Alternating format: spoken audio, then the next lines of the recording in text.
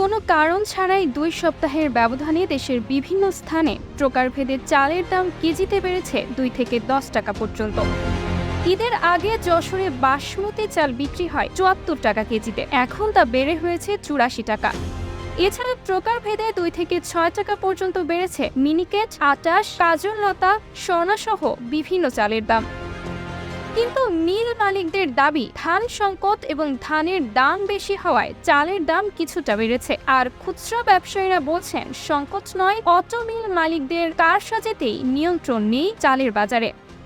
তবে কৃষি বিভাগের হিসাবে গত মৌসুমে যশোরে 11 লাখ মেট্রিক টন ধান উৎপাদন হয়েছে। ভ্যাট দায়মুক্ত থেকে লাভজনক ব্যবসা পরিচালনার বিশ্বস্ত সহযোগী দ্য রিয়েল কনসালটেশন, স্বচ্ছ ভ্যাট আইনে দক্ষ ন্যায্য ভ্যাট প্রদানে, যা স্থানীয় চাহিদা মিটিয়ে 4 লাখ মেট্রিক টন উদ্ধৃত। চালের দাম বৃদ্ধির জন্য অটোমিল মালিকদের কারসাজিতে দুষছেন খুচরা ব্যবসায়ীরা।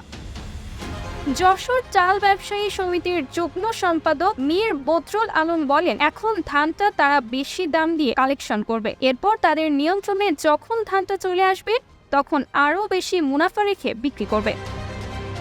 নগর বাজারে প্রতি কেজি স্বর্ণা 50 টাকা থেকে 53 টাকা, কাটারি 7 টাকা থেকে 64 টাকা এবং জিরা 60 থেকে বেড়ে 63 টাকায় বিক্রি হচ্ছে। এ বিষয়ে নওগাঁ জেলা চাল কল মালিক গ্রুপের সাধারণ সম্পাদক ফরহাদ হোসেন চকদার বলেন, ঈদের আগে এবং পরে মিল কারখানা বন্ধ থাকা এবং বৈরী আবহাওয়ার কারণে চালের দাম বেড়েছে।